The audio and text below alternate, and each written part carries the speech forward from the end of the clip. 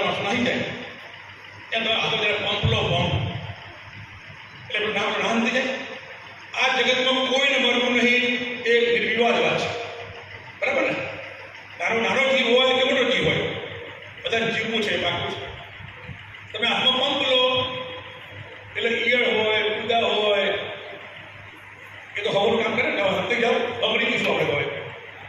વિષ્ણુભાઈ એવું કીધું કે જીવાતને મારવા, કુદા મારવા એના કરતાં ઈયળ અવસ્થાએ મારવું એ સૌથી સહેલું છે. ઈયળ અવસ્થામાં ઈંડા અવસ્થાએ મારવું એ સૌથી સહેલું છે. ઈંડા એક જ જગ્યાએ પડ્યા હોય, એ સુષુપ્ત અવસ્થામાં પડ્યા હોય, હલનચલન હોય નહીં, આ દવા છાંટો એટલે ઈંડામાંથી આગળ પ્રોસેસ થાય જ નહીં. એટલે ખેડૂતોએ સારા પરિણામ માટે મૂળ વાત કરી છે ખેડૂતની તક મળી છે. આ જીવનની ધન્ય પડ છે. પગાર મળે કે ન મળે, પગાર મળશે કે સાહેબ? પગાર મળે કે ન મળે, અમને કાંઈ મળતું નહીં. અમે ત્યાં ગયા બગદાણા મીટિંગ માટે કે તમને અમે ક્યારે ફોટા પાડીએ નહીં, પણ ફોટા પાસ કરાવવાના હોતા નહીં ક્યાંક અમે ત્યાં ક્યારે ફોટા ના પડાવીએ એટલે કે ફોટો પાડો તમે કે જરૂર નથી. પૈસા કોણ આપે? પૈસા તો ભગવાન ઘણા આપ્યા છે. હવે સમાજ માટે છાયો બની જીવવું છે એટલે ગ્રીન કમાન્ડો ટીમ એટલે નિસ્વાર્થ ટીમ એની તમે ખાતરી રાખો. અને જો વિષ્ણુભાઈ આવશે અમેરિકાથી, એમના ભાષામાં અસંખ્ય થયો છે. અમે તો એમના છમછમિયા કરીએ, અમને ખેતીની ખબર પડે નહીં એમના જેવી. વિષ્ણુભાઈ આવશે, એના માર્ગદર્શનથી જો આવી ટીમ તૈયાર થશે તો ખરેખર ખેતીની કાયાપલટ 100% થશે. એની ખાતરી યાદ કરીએ જતા છે અમેરિકાની અંદર, પણ એ કાયમ જાગતા હોય છે. એ ઘરની વાત દિવસ હોય એ કાયમ જાગતી હોય, એ અમારી ઠંડી વાત છે. ને ખરેખર ખેડૂતને જાય છે. ખેડૂતની વાર્તા કેમ બદલાય આપણે પ્રયત્નશીલ છે. એટલે તમે બધા લોકો એટલે કર્મચારી હો, બસ હૃદયથી જશો લોકો પાસે જશો. આ ડ્યુટી માટે આવે છે, એમાં ભજન નહીં આવે. હું આ તો મસ્ત કરું, તમારી સાથે વાત થાય, પછી તો તમારી એલઆઈસી વીમો છે, હા તરત ફીલ પડી જાય ત્યાં તો હા વીમો લેવા આવ્યો. એટલે ખરેખર મારું જે જવાનું જે નિસ્વાર્થ હશે ને તેની સુરત જુદી આવશે. એટલે કળયુગ છે, સ્વાર્થનો યુગ છે. હું કોઈના ડગલે કોઈના ઘરે પૂરો ચડું ને એ મારા સ્વાર્થથી જ ચડું, આવો સમયગાળો છે. પણ તમે એક રિક્વેસ્ટ કરું કે ઘેરમુક્ત ગુજરાત કરવા માટે ભેગા થઈશું, કટિબદ્ધ થઈશું. અને ખરેખર કહું કે સાહેબે કીધું ને કે પેટમાં જે બાળકો ના થાય જે ઘેર ઘેર સમસ્યાઓ છે, એ સમસ્યાઓને જોયું. હું મારી માને પ્રેમ કરું છું, ધરતી મારી માં છે, એના માને ઘટના નહીં લાવે. આ નીકળ્યું બોલવું, ખેડૂતની જેટલી સમસ્યા હોય લઈ આવો. વિષ્ણુભાઈ એ બાની જેમ કાળજી કરશે, 100% નવો સુરત છે. એટલું કંઈ મારું બોલવાનું પૂરું કર્યું. મારું વતન છે વિઠલાપુર, તમે જોયું છે જે આજકાલ હોન્ડાના અંદર ફેમસ છે, તેની બાજુમાં જ મારું કામ છે. અને મારો અભ્યાસની વાત કરું તો હું પોતે એક મિકેનિકલ એન્જિનિયર છું. ખેતીને અને મિકેનિકલ એન્જિનિયરને કંઈ લેવા દેવા નહીં. છતાંય મારો એક વ્યવસાય તરીકે હું ઓએનજીસી સરકારના નામ સાંભળ્યું છે, જે તેલ સંશોધનનું કામ કરે છે, તેલ કાઢવાનું કામ કરે છે. એમાં એક એન્જિનિયર તરીકે મેં જોઈન કર્યું અને ગુજરાતમાં તો નોકરી કરી. પછી મહારાષ્ટ્રમાં બોમ્બેમાં હું લગભગ 13 વર્ષ દરિયામાં નોકરી કરી અને રિટાયરમેન્ટના 4 વર્ષો આસામમાં રહ્યા. આસામમાં પણ ખૂબ જંગલો ફર્યો, ખાસું એવું પ્રકૃતિ સાથે રહ્યો, ઘણું શીખ્યો અને આસામથી રિટાયર થઈ. અને આ ગ્રીન કમાન્ડોની જો હું વાત કરું ને તો પહેલી મિટિંગ વિરંગામાં થયેલી અને બીજી મિટિંગ જે મહેસાણા જિલ્લાના પાંસર ગામમાં થઈ, એ દિવસે બીજી મિટિંગમાં હું જોડાયા. ત્યારે મારી જોબ આસામમાં હતી, પણ રજા લઈને હું આવ્યો તો એ દરમિયાન મને ખબર પડી એટલે હું જોઈન થયો. એ પછી એક દરેક માણસનું રિટાયરમેન્ટ પ્લાનિંગ હોય, તો રિટાયરમેન્ટ પ્લાનિંગમાં એવું વિચાર્યું કે હવે આપણે શું કરવાનું, એટલે તે ઘણું આપ્યું છે. હવે આપણે એક સારો આનંદ મળે એવી પ્રવૃત્તિ કરવી કે જેમાંથી આપણને આનંદ મળે, એ આનંદ સાથે લોકોના કામ થાય. એટલે આજે 24 કલાક એમ કહી શકાય ને કે ગ્રીન કમાન્ડોનું ખેડૂતોનું જ કામ કરવું એ અભિયાન છે મારું. અને એમાં આનંદ મળે છે. જ્યાં સુધી આનંદ છે ત્યાંથી કરવો. તમે આટલા ભેગા થયા એટલે બહુ આનંદનો વધારો કરી દીધો તમને.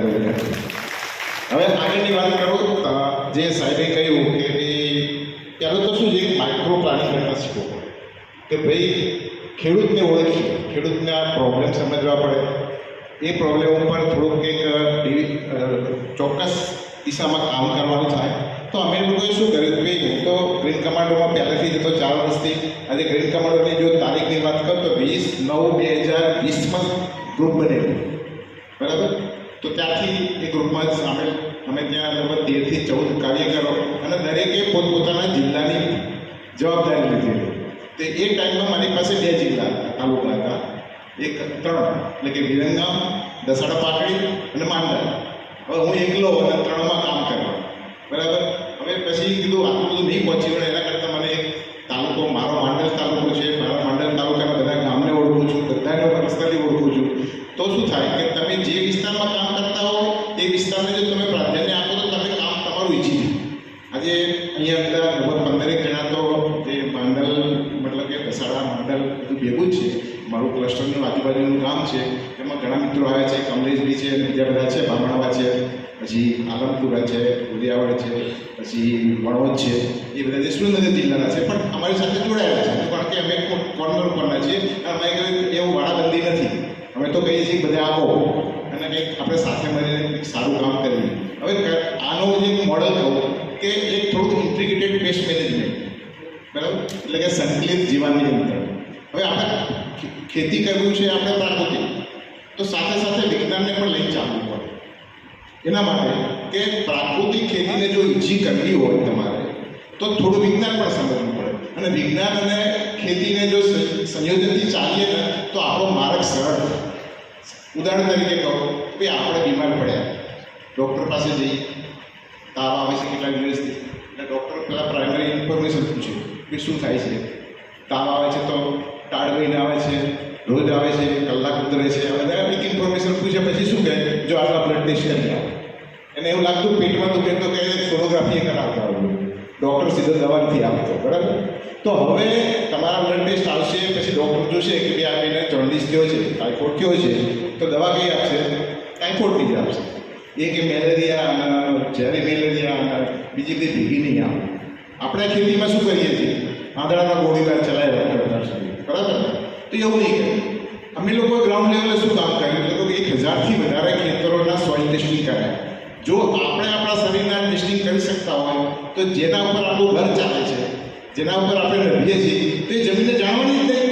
આપણે કોશિશ જ નથી કરી, એ કરવી જોઈએ. એનાથી આપણને ફાયદો શું થાય કે જે દિશામાં જવું છે ને એ દિશાનું કામ ઈજી થશે. કેમ ઈજી થશે કે જમીનને જે તમે ઓળખશો તો જમીનમાં જે ખૂટે છે, જમીનને જે તકલીફ છે એ તમે જાણશો તો એ દિશામાં તમે કામ કરશો. નહીં તો શું થશે કે તમારો માર્ગ થશે પણ બહુ લાંબો માર્ગ થશે, માર્ગ ટૂંકો નહીં. તો આજે અમે 1000 ખેતરોના સેમ્પલ કર્યા પછી હવે સેમ્પલ કરવા જોઈએ તો તકલીફોનો પાર ના આવે. વસ્તુ તમને કહ્યું એકલાનું કરવા જઈએ તો જેને કરવા એને પૂછવું. હવે એક સેમ્પલના પ્રાઇવેટ લેબોરેટરીવાળો 1000 રૂપિયા લે, બરાબર, મહેશભાઈ. અમુક 500 લે છે. અમુક જે સંસ્થાઓ GSFC ને બધી સંસ્થાઓ છે એ 260 કેટલો ચાર્જ લે છે. આજે પછી અમે ઇફકોમાં ગયા. ઇફકોમાં બધા ખેડૂતોના સેમ્પલ અમે મફત કરાવ્યા, બરાબર. મફત તો કરાવ્યા પણ ખેડૂતને બેગ પણ લાવીને આપી. બેગ એવી આપી કે 500 ગ્રામ કરતાં માટી માય જ નહીં. પહેલાં અમે એક અનુભવ થયો, તમે બધાને સેમ્પલ મંગાવ્યા, બધા 2 કિલો લઈને આવ્યા, બરાબર. 300 સેમ્પલ 2 કિલો એટલે એનું વજન કેટલું થાય? એના માટે દળ્યું, બેઠા કાઢ્યું પાસે સેમ્પલ બને. એટલે આ બધું આપણે લાગે પણ એ એક્સરસાઇઝ થોડું લાગી 3 દિવસ લાગે આ સેમ્પલ બનાવવા. પછી એક મેથોડોલોજી બધું શીખવું પડે. જેમ જેમ અનુભવ થાય એમ અમે એમાં રિફાઇનિંગ આવે કે ભાઈ આમાં ભૂલ કરી હતી, આપણે બેગ જ એવી લાવો કે 500 પર માય જ નહીં. એટલે પછી થોડું સુધારો થાય. હવે લેવલ છાપી નાખે કે ખેડૂતને જો આચું કહું ને, દુનિયાને જો 800 માણસો ખેડૂત છે, એને બધું તૈયાર કરીને આપશો તો કરશે. બાકી તમે એના ભરોસે કરશો તો થશે નહીં. એને થોડુંક સિમ્પ્લિફાય, એને એવું કરી આપો કે એને કામ કરવાની મજા આવે ને ગમતી થાય. પછી બેગોનું કર્યું, બેગોનું પછી સેમ્પલ એને આપીએ. તમારે કંઈ નહીં કરવાનું, અમે સેમ્પલ આપીએ. રિપોર્ટ અમે વોટ્સએપથી મંગાવ્યા. એનું પછી તમે હવે કામ આવ્યું કે રિપોર્ટ તો વાંચતા આવડે નહીં. જેમ બ્લડનો રિપોર્ટ આવ્યો તો ડૉક્ટર જ વાંચે. હવે અહીંયા તો આપણે ખેડૂત છે, ડૉક્ટર થોડા છે આ બધા. તો હવે કરશું શું? પાછી મિટિંગ કરી, બધા ભેગા કર્યા. ભાઈ આ રિપોર્ટ આવ્યા પછી પહેલાં તો રિપોર્ટની અમે સમરી કરી. સમરી એટલે એક એક્સેલ શીટમાં પહેલો એક લોટ હતો મારો 350 ખેડૂતોનો. તો 350 ને વિચાર કરો કે કેટલું મહેનતવાળું કામ છે. એક રિપોર્ટ લેવાનો, દરેકના ડેટા લખવાના, ખેડૂતોના સર્વે નંબર, ગામ અને એની બધી વિગતો એ કરવામાં અમારે લાગ્યું અઠવાડિયું. બસ કેમ કરીને કહ્યું તમે આ બધું જાણીને અમે શું કરવા માગતા હતા કે ભાઈ આપણે એવરેજ કાઢો. ધારો કે હું તમને એરિયા કહું કે આ બાજુ ડુમાણા, આ બાજુ વણોડ, આ બાજુ દેત્રોદ તાલુકાનું કામ ને આ બાજુ પાટડી, તો જે જિયોગ્રાફિકલ એરિયામાં આગળ 25 બાય 25 કિલોમીટરનો કહેવાય. હવે આવડા મોટા એરિયાની એક એવરેજ કાઢી લીધી કે ભાઈ આખી જમીનમાં શું, સમજો અમે કોઈ ખેડૂત નથી કે બધાનું એક નવું એક નિવારણ લાવીએ કે ભાઈ આપણે જમીનમાં શું શું તકલીફ છે. તો તમે નહીં માનો, બહુ આંકડા બહુ વિચિત્ર આવ્યા છે, પણ તમને શેર કરી દઉં જે લગભગ આખા ગુજરાતને લાગુ પડે છે, બહુ અમુક વિસ્તાર છોડતા, કે આપણી જમીનની જે પીએચ છે ને, પીએચ ઉપર મેં અલગથી સમજાવીશ જ્યારે મોકો મળે ત્યારે. તો જે પીએચ આપણી આવી છે એ 8ની આસપાસ. કેટલી? 8. હવે સારી ખેતી કરવી હોય તો કેટલી પીએચ જોઈએ? 6.5 થી 7.5. હવે કેટલી વધારે છે? અડધો પોઈન્ટ. અડધો જ પોઈન્ટ? ના, એવું નથી. ત્યાં જ આપણી ભૂલ છે. એક જમાનામાં આજથી 40 વર્ષ પહેલાં આપણી જમીનની પીએચ 7 હતી. કેટલી? 7 થી 8 લાવવામાં કેટલા વર્ષ લાગે? 40. તો આ 8 ને 7.5 લાવતા કેટલા વર્ષ લાગશે? 20. લખી લો. કેટલા વર્ષ લાગે? 20 વર્ષ લાગે. તો આ તો કે જાદુ ચમત્કાર તો છે. હવે બગાડવામાં આટલા વર્ષ લીધા તો આપણે 20 થી 5 વર્ષ તો આપવું પડે ને. બધા નથી આપવા, આપણે 5 વર્ષ આપીએ, પણ એ દિશામાં યોગ્ય રીતે કામ કરીએ તો થાય. હવે પહેલું તો હું એટલા કહું છું કે ભાઈ ખેતી હકીકતમાં ઈજી છે. અઘરી બનાવી કોને કરો? આપણે બધા ભેગા થયા. ખરેખર અઘરું કરતા બહુ સિમ્પલ હતું. દવાઓ કરતા હતા, કોઈ ચોપડી નથી, કશું નહોતું, કરતા હતા ખેતી. આપણે ભણેલા ગણેલા અને બહુ અઘરી કરતા. એટલી બધી અઘરી કહી કે વોટ્સએપમાં રોજ નવું આવે, રોજ નવું આવે. એટલે પણ શું કરવા? હવે જુનાગઢનો ખેડૂતે કરેલું મારે શું લેવા? અરે હું મારા 14 વીઘાના 15 વીઘાના ખેતર છે, એમાં 3 જગ્યાએ સરખું નથી. બોલો, વાત છોડો દૂધની. મારા 15 વીઘાના ખેતરમાં 5000 જુદું છે, બીજું 5000 જુદું જ છે. હવે હું ત્યાં નથી ઉગાડી શક્યો તો ક્યાં શું કાઢીશ? એટલે પ્રેક્ટિકલ તમે જે કરવાનું છે એના પર ધ્યાન દો. બીજું કે તમે તમારી લેબોરેટરી જાતે ઉભી કરો. ભાઈ અખતરા તમે ટ્રાય કરો કે ભાઈ આ કરવાથી આવું થાય, કે ભાઈ કપાસ છે તો કપાસની ભોજ કાપી નાખો તો શું થાય, અમુક પણ ના કાપો. અમે જો તુવરની વાત કરો તો થોડુંક આમાં વધારે લાગુ પડે છે. એટલા માટે કહું છું કે ભાઈ કોઈ પણ છોડ હોય જ્યારે વનસ્પતિ વૃદ્ધિ થતી હોય ત્યારે એની વૃદ્ધિ બહુ હાઈટ ના જાય તો પરથી કાપી નાખો, જેને પ્રુનિંગ કહેવાય. તો શું થશે કે છોડો આડો થશે, પછી ફરીથી એને પ્રુનિંગ કરો તો શું થશે કે એનો ઘેરાવો થશે. છેલ્લે જ્યારે એ ફ્લાવરિંગ સ્ટેજમાં આવે ત્યારે એનો ઘેરાવો એટલો મોટો થવો જોઈએ કે તમારું ઉત્પાદન લગભગ ડબલ મળવું જોઈએ. હવે આપણે ઉત્પાદન લેવું છે તો જો એક નાની વસ્તુ પર જો ધ્યાન આપીએ ને તો હું માનું છું ત્યાં સુધી 20% પ્રોડક્શન તો આપણે કોઈ પણ જાતના વધારાના ખર્ચા વગર લઈ શકીએ. સિમ્પલ એટલું છે કે નાની શીખવાનું છે. શીખવા માટે 1-2 ખેડૂતે પ્રેક્ટિકલ કરવા પડે. એ પ્રેક્ટિકલનો વિડીયો શેર કરો, એ 10 જણા જુઓ, 10 જણામાંથી 2 જણા કરે, બધા નથી કરતા, એ કંઈ જુઓ, થોડું જુઓ, થોડું કરે. પણ આ બધી શરૂઆત થાય, એ શરૂઆત જેમ આગળ જાય એમ એનો પ્રસાર પ્રચાર થાય. તો આજે માંડલમાં જે અમે લોકો તો બહુ ઘણું બધું, પછી આજે સોઇલ ટેસ્ટિંગની વાત કરું કે સોઇલ ટેસ્ટિંગમાં જે ઉણપો હોય. હવે મને કહો આમાં મીઠું કેટલા ખાય? ના ખાતા એટલા હાથ ઊંચો કરો. કોઈ નથી, 1-2 જણા મીઠું નહીં ખાય. મીઠા વગર ચાલે? ના ચાલે. મીઠું શું છે? ઓર્ગેનિક કે ઇનઓર્ગેનિક કહો? ખાર છે, ઇનઓર્ગેનિક. ઇનઓર્ગેનિક જ છે મીઠું. આપણે મીઠા વગર ચાલે? નથી ચાલતું. તો જે જમીનના જે છોડ છે, જમીનના જે છોડ છે એ છોડ કયા રૂપમાં ખોરાક લે? ઓર્ગેનિક કે ઇનઓર્ગેનિક? ચાલો ઓર્ગેનિક કે એના હાથ ઊંચો કરો. છોડવો ખોરાક એના ઓર્ગેનિક ફોર્મમાં લે. છોડવો ઓર્ગેનિક ફોર્મમાં લે, ઇનઓર્ગેનિક ફોર્મમાં લે. કેવું? ઇનઓર્ગેનિક. કેમ? કે જે બધા ક્ષાર આપણે જેને સોલ્ટ કહીએ, હકીકતમાં જે તત્વો છે એ ઓગળેલા ફોર્મમાં હોય છે. પાણીમાં દ્રાવ્ય હોય. મૂળ છે પાણી ખેંચે છે, પાણીની સાથે ક્ષાર ખેંચે છે. તમે છંટકાવ કરો છો પાન ઉપર તો પાનના જે આપણા છે સૂક્ષ્મ છિદ્રો, એ છિદ્રો માટે પાણી જાય છે. ઘન પદાર્થ કોઈ છોડવો લેતો નથી. અને ઘન પદાર્થ નથી લેતો એટલે જે સોલ્ટ છે જેને આપણે 108 તત્વો કહીએ છીએ, તત્વો બધા ડાયરેક્ટ તો લોઢું ખવાય નહીં. લોઢું ના ખવાય તો ઓક્સાઇડ ફોર્મમાં હોય કે સલ્ફેટ ફોર્મમાં હોય. કોઈને કોઈ ફોર્મમાં તો છોડને લેવું પડશે. પણ આપણે તો એક અલગ એવી દિશામાં દોડીને મથી રહ્યા છે કે જે સાચો રસ્તો ભૂલી ગયો. તો અહીંયા અમારું અભિયાન હતું ગ્રીન કમાન્ડરનું કે જમીનને ઓળખો અને જમીન ઉપર કામ કરો. બરાબર? અને જમીનને ઓળખવા માટે શું કરવું પડે? કે ભાઈ સરકાર કરી આપે છે, તમે જુઓ એના માટે પૂરું છે. તો પહેલાં તો જમીનને ઓળખો, એટલે કે જમીનની પરિસ્થિતિને જાણો, અને જો પરિસ્થિતિ જાણીને આપણે એ પ્રમાણે કામ કરશું ને તો આપણો રસ્તો સરળ બનશે. બરાબર. હવે બીજી વાતો કઈ કે આપણે પ્રાકૃતિક ખેતીની જેમ 10 પરણી એક લાવી આપ્યું, જોડે જોડે બીજા અભિયાન પણ છે. ધારો કે યલો સ્ટીકી ટ્રેપ, તમે નામ આપ્યું છે, પીળા પટ્ટા આવે છે. હા, પીળા પટ્ટાનું કામ શું? જે રાક્ષસી માયા હોય, રાક્ષસી માયા એ રાતે જ એક્ટિવ થાય. એટલે રાક્ષસી માયા એટલે કોને કહું છું? કે જે જીવાતો હોય. તમે સાંજના જો બાઇક લઈ નીકળો તો દિવસે તમને નહીં લાગે, પણ સાંજના બધી ઉડે ઉડીને તમારા ઉપર આવે.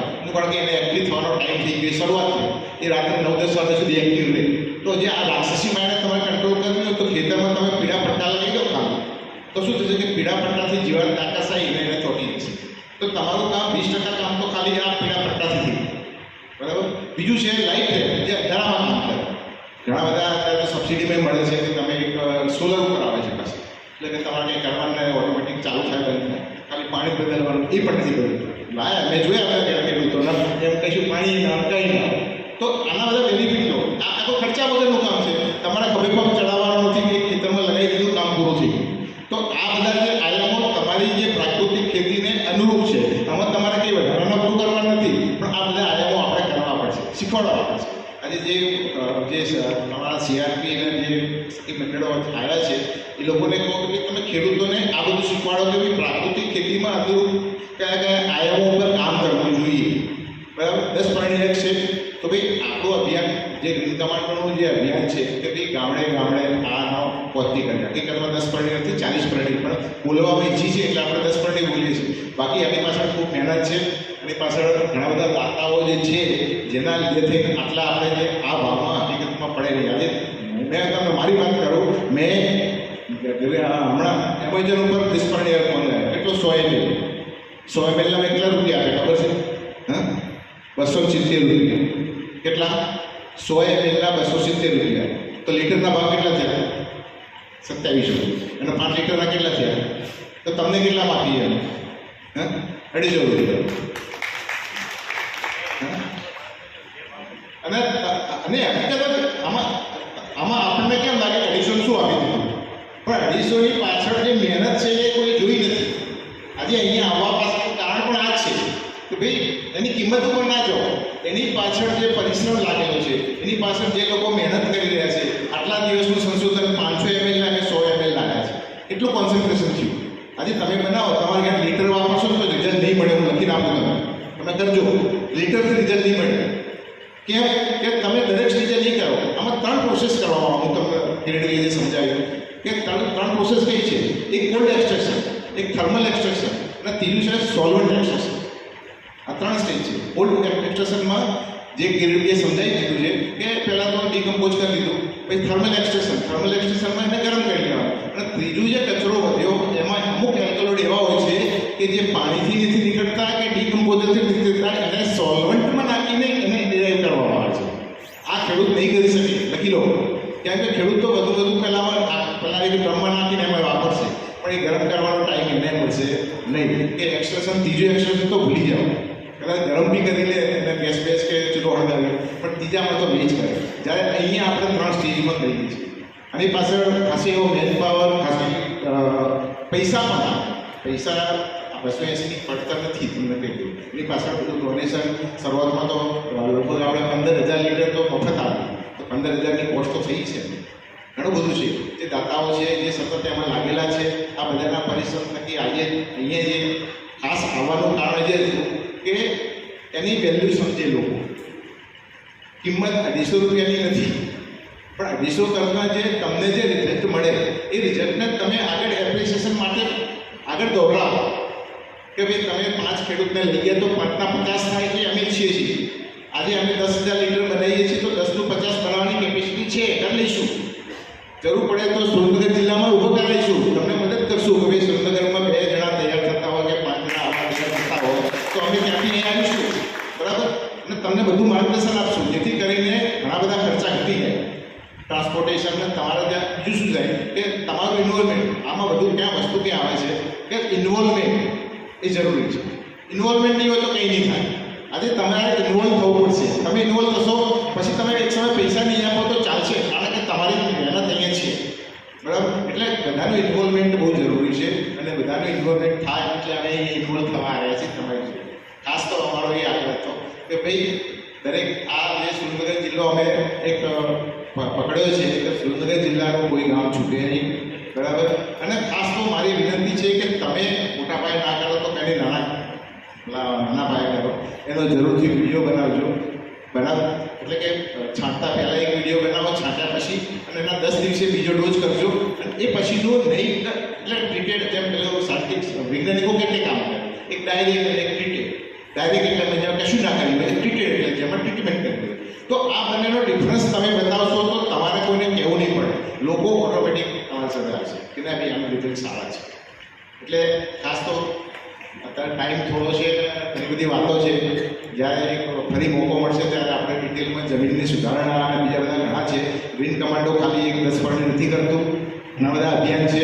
એમાં 3 ટાઈપના અભિયાન છે, એક શોર્ટ ટર્મ, મીડિયમ ટર્મ, એક લોંગ ટર્મ. જેમ કે આપણે પીએચ ઉપર કામ કરવું છે, શોર્ટ ટર્મ નથી, લોંગ ટર્મ છે, જેમાં 8-10 વર્ષનો ટાઈમ લાગે છે. જેટલું આ શોર્ટ ટર્મ પ્લાન હતો આપણો 10 વર્ષ જે આપણે કરી રહ્યા છીએ.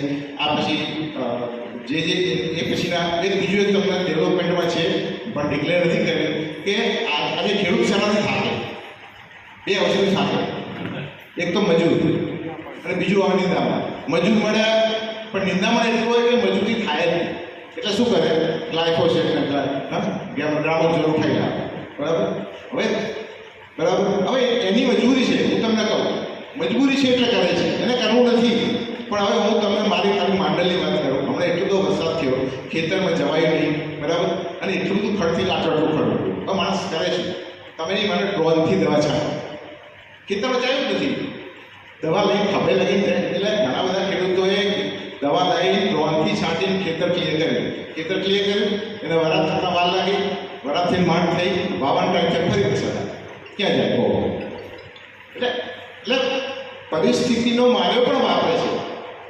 હવે આપણે એ દિશામાં થોડું કામ કરી રહ્યા છીએ કે ભાઈ નેચરલ હર્બિસાઇડ બનાવો. નેચરલ એટલે પ્રાકૃતિક, કે ભાઈ એવા હર્બિસાઇડ બનાવવા કે જે તમે ગ્રામોઝોન અને ગ્લાયફોસેટ વાપરો છો એવા જ રિઝલ્ટ તમને એના થકી મળે. અને અમે એક ટ્રાયલ લઈ જ રહ્યા છીએ. જો ટૂંક સમયમાં હજુ ફિલ્ડ ટ્રાયલ છે, કમિટમેન્ટ નથી કરતા. કારણ કે જ્યાં સુધી અમે આજે જેમ તમે 10 મિનિટનું કહીએ છીએ 500 લીટરથી 500, 500થી 250 100, તો તમારા સ્ટેજે કયા આવીશું કે 100 ml આવીશું, ત્યારે આવીશું. અમને ટ્રાયલ કરવા દો, પણ અમને ખાતરી છે કે અમે કરી દઈશું, બરાબર. આજે કિરીટભાઈ હમણાં મને કહ્યું કે ગઈકાલે જે છંટકાવ કર્યો હતો એના બહુ સારા રિઝલ્ટ મળ્યા છે. પણ હજુ શું આમાં ઇનોવેશન કરવું પડે. આમાં આજે વિષ્ણુભાઈ સાહેબની વાત કરો છો, મારો એક દિવસ એવો નહીં ગયો કે રાત્રે અમેરિકા મેં વાત નહીં કરી.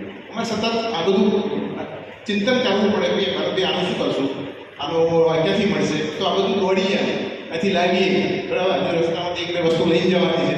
તો આ બધી વસ્તુ પાછળ ઇનોવેશન, આ બધી પાછળ મહેનત, અને એ પછી કોઈ બી વસ્તુ બને તો એના પાછળ ટ્રાયલ છે, ફિલ્ડ ટ્રાયલ લઈશું. અને અમને ખાતરી છે કે ધીરે ધીરે જે ખેડૂતનો 2 પ્રશ્ન છે, મજૂર માટે તો યાંત્રિકરણ અપનાવવું પડે, કરી રહ્યા છે. એ તો કહેવાય ને કે ભાઈ જરૂરિયાત જનતા છે એ પ્રમાણે થઈ જાય. તમે તમારી જરૂરિયાત છે તમે શોધી લેવાના. પણ પ્રોબ્લેમ શું છે કે જંતુનાશકો બે પીથી પ્રોબ્લેમ છે. સમજી લો, એક પ્લાસ્ટિક અને પેસ્ટિસાઇડ. તો વિનંતી કરું છું કે તમે પ્લાસ્ટિક જે ખેતરમાં ઘણા બધા પ્લાસ્ટિક હોય છે, પ્લાસ્ટિકને પણ ઓછું કરો. કારણ કે ડિકમ્પોઝ થતું નથી અને ધીરે ધીરે ઝેર ફેલાવે છે. તો 2 પી ઉપર આપણે કામ કરી રહ્યા છીએ. એક પી એટલે પ્લાસ્ટિક અને બીજો પી પેસ્ટિસાઇડ. તો પેસ્ટિસાઇડના પી ઉપર આ દિશામાં થઈ રહ્યું છે. હર્બિસાઇડ માટે તૈયારી ચાલી રહી છે. કદાચ 6 મહિના 8 મહિનામાં થઈ જશે. એમાં 2 ટાઈપના આવે, પ્રી અને પોસ્ટ. પ્રી ઇમર્જન્ટ એટલે કે તમે આપણે પહેલાં આપણે જેમ વાપરે છે ને પેન્ડિલી બધી, કે પહેલાં દવા પહેલી આપી દે પછી વાપરે. એક બીજી હશે પોસ્ટ એટલે ઉગ્યા પછી, કે પ્રી ઇમર્જન્ટ અને પોસ્ટ ઇમર્જન્ટ. તો અત્યારે આપણે પોસ્ટ ઇમર્જન્ટ ઉપર કામ કરીએ છીએ. કારણ કે દેખાય તો પ્રીમાં શું ખબર પડે કે આમાં કંઈ ઉગવાનું હતું, એ પછીનું સ્ટેજ છે. પણ પ્રીમાં પોસ્ટમાં તો ઉગેલું દેખાય અને માળી એટલે આપણને રિઝલ્ટ મળી ગયું. તો એ દિશામાં બહુ ટૂંક સમયમાં અમે ચાલી રહ્યા છીએ આગળ. અને અત્યારે હાલ તો સારા એક્સપેક્ટેશન દેખાઈ રહ્યા છે. એટલે એ દિશામાં પણ જેટલું થાય એટલું હેલ્પ કરવા અમે પ્રયત્ન કરીએ છીએ.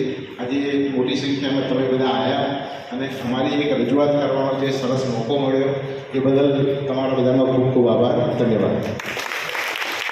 અને ત્યાં કૃષ્ણ કૃષ્ણ કૃષ્ણ અવાજ બહારનું ફોલ્યું ને ત્યારે આવ્યા એટલે ઉદ્ધવજી ત્યાંથી જ પાછા વળી ગયા અને તેમના પ્રશ્નનો જવાબ તેમને મળી ગયો. એમ આ બેઠેલા વર્ગ બધાને વિનંતી કરીને કહું છું, પ્રકૃતિ પ્રકૃતિ પ્રકૃતિ ઝેર મુક્ત ઝેર મુક્ત ઝેર મુક્ત આ બધા મનમાં મગજમાં વણી જવું પડે. અને કદાચ હું એમ કહું કે શહેરમાં બહુ ગળદી હોય અને ભટકાઈ ગયા હોય ને તો સોરીના બદલે પ્રકૃતિ બોલી દેજો, સોરીના બદલે ઝાડ મુક્ત ખેતી બોલી દેજો. એટલે વળી પછી કહે છે કે આ વળી શું નવું વચ્ચું ફેલાયા પ્રકૃતિ જેમ કે રીતે માંડીને વાત કરજો. આ બધાને રોમે રોમની અંદર આ ધરતી માતાની વેદના સમજવી પડશે. આ ધરતી માતાની વેદના એટલી છે અને તેના માટે થઈ અને કોઈ પણ વાર જ્યારે તમે ઘર નિદ્રામાં સૂતા હોય તે વખતે એકાદી વખત એવું ઘેલું સપનું આવી જાય કે આજે હું ધરતી માતાને આ દવા છાંટવા નથી જતો, આ ધરતી માતાને ગીર કમાન્ડો છાંટવા નથી જતો, હું તેને અભિષેક કરવા માટે થઈ જાઉં છું, હું તે માતાને ઝેર દેવા નથી જતો. આજ સુધીમાં અત્યારે ખૂબ જ ઝેર આપ્યું પણ મને આવી સમજણ આવી અને આ સમજણ મા દીકરાનો સંબંધ મને સમજાણો ત્યારે ખરેખર મારી માને ઝેર આપતા મારા હાથ હચકાવા લાગ્યા. અને એટલું જ નહીં, પ્રત્યેક માણસને દવાખાનું કોઈ વ્યક્તિ બી નહીં હોય કે એક ઘરમાં બધા જ નથી કહેતો પણ ઘરમાં એકાદી વ્યક્તિને દવા લેવી જ પડતી છે. અને આના માટે થઈ અને જેને કહેજો બધા એક જ કહે છે કે જેથી ઝેરવાળી થઈ જાય છે, જેથી ઝેરવાળી થઈ જાય તેથી કોને નથી ખબર. તેના માટે થઈને કોને અભિયાન ચલાવ્યું, તેના માટે થઈને ખરેખર હું એમ કહું ને કે આપણે ભાગ્યશાળી છીએ કે આપણા રાજ્યપાલ આચાર્ય દેવવ્રતજી આવ્યા અને તેને આ વાતોને વાચા આપી અને વેગ આપ્યો અને પ્રત્યેક વ્યક્તિને ઘર સુધી અંતથી લાસ્ટ છેલ્લામાં છેલ્લા માણસ સુધી આ પ્રકૃતિનો પ્રેમ લઈ જવા માટે થઈ અને જબરદસ્ત અભિયાન ચલાવ્યું. અને તેમાં આજે મારે ને તમારે જેવાને માત્ર ને માત્ર નિમિત્ત બનવાનું છે. અર્જુનને ભગવાને કીધું કે નિમિત્ત માત્ર ભવ સમય જાતિ તો નિમિત્ત ભાઈ આ બધા ભરેલા જ છે. એમ આપણે નિમિત્ત બનવાનું છે. તમે આ બેઠેલા બધા ઘરે જઈને હોઈ જજો, પ્રાકૃતિક ખેતી થવાની જ છે.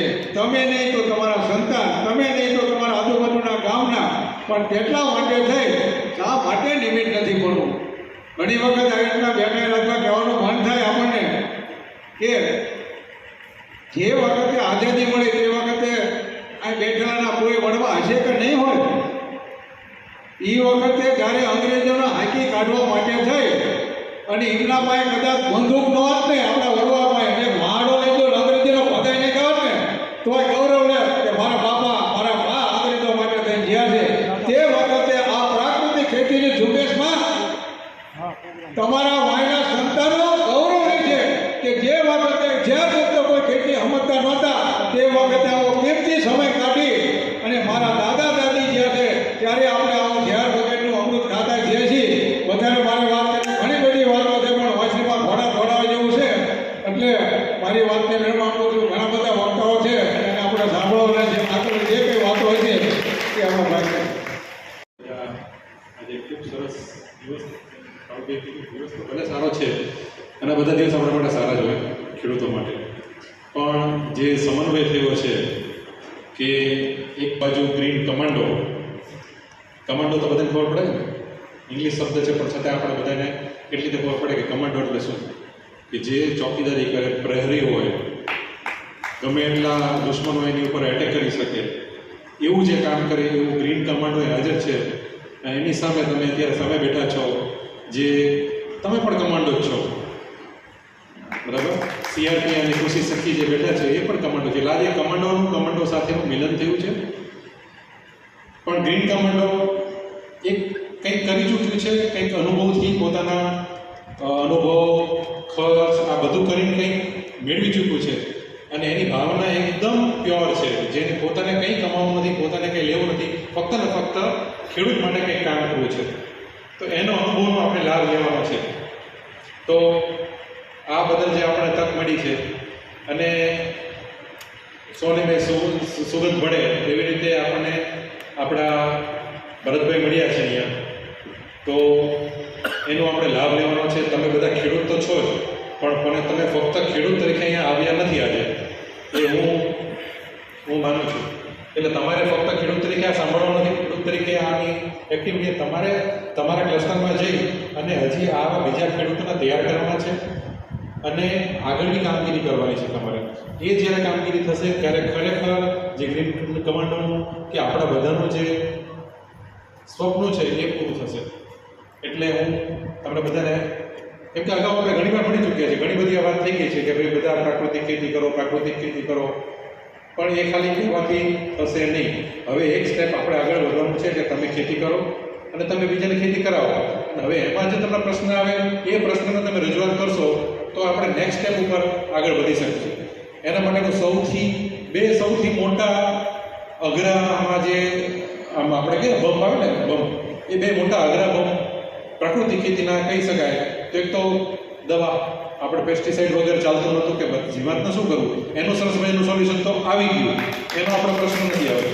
બીજું સોલ્યુશનની હમણાં જાહેરાત થઈ ગઈ કે નિંદામણનું શું કરવું. નિંદામણ માટે એક મોટો પ્રશ્ન છે, તમારે નહીં મારે છે, બધાને છે આપણે. તો એનું કેમ આયોજન કરવું, એનું પણ હવે ટૂંક સમયમાં આપણને સોલ્યુશન મળી જશે. એટલે આગળ ચડવા માટે હવે આપણને સરસ મજાનો, અત્યાર સુધી ઢાળ ઉપર ચડતા હતા, હવે ઢાળ નીચે ઉતરવાનું છે. તો વધારે લાંબી વાત નથી કરવી, પણ મનની અંદર એક ગાંઠ પાડી રાખજો. કાળુભાઈ જેમ કહે છે પ્રકૃતિ પ્રકૃતિ પ્રકૃતિ, ઝેરમુક, એ બહુ સારી વાત કરી છે, બહુ સાચી વાત છે. એ મનમાં ગાંઠ વાળીને આપણે જવાનું છે, કેમ કે આ કામ આપણે ફક્ત આપણા એકલા માટે કરવાનું નથી. સમજી ગયા? તમારે એકલા માટે કરવાનું, તમે ઉત્પાદન કરીને કેટલું ઉત્પાદન કરો, તમે તમારા કદાચ તમારું ઉત્પાદન તમારું ગામે નહીં તમે ખવડાવી શકો. જ્યારે આપણે તો વધારે લોકો પાસે આ કરાવવાનું છે, જેથી કરીને બધા જ લોકો, મેં ગઈ વખતે આપણે કંઈક મિટિંગ હતી ત્યારે પણ કીધું હતું કે હું તો એવું ઈચ્છું છું, મારી એવી ભાવના છે કે સારા ખાલી પ્રાકૃતિક સ્ટોરમાં જ પ્રાકૃતિક ખોરાક મળે એવું નથી ઈચ્છતો. હું તો એવું ઈચ્છું છું કે રોડની પર લારીમાં તમે જે કાંઈ અત્યારે આપણે ફ્રૂટ લઈએ છીએ કે બીજું શાકભાજી લઈએ છીએ, એ લારીમાં પણ પ્રાકૃતિક આપણને ઉત્પાદનો મળતા થાય, ત્યારે ખરેખર આપણું આ જે મહેનત છે એ લેખે લાગશે. કેમ કે ગરીબ માણસ ક્યાં પ્રાકૃતિક ખોરાક ખાઈ શકવાનો?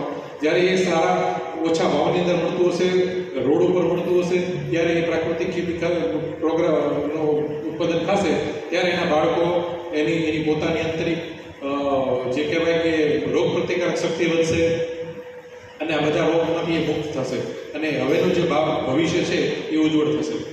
તો બધાને નમ્ર વિનંતી કે તમે ખેતી કરો અને તમારા ક્લસ્ટરમાં જે ખેડૂતને તમે પસંદ કરી એની પાસે પણ ખેતી કરાવો અને એમાં જે કાંઈ પ્રશ્ન આવતા હોય એનો તમે ભરતભાઈ છે કે અહીંયા જે કાંઈ પણ આપણા અધિકારીઓ છે, એટીએમ છે, બીટીએમ છે, એ બધાને તમે કોન્ટેક્ટ કરી અને એમાં આગળ વધો. બસ આટલી જ વાત કરવી છે. તમે બધા મને શાંતિથી સાંભળ્યો અને મને બોલવાની તક આપી માટે આ સૌનો ખૂબ ખૂબ આભાર.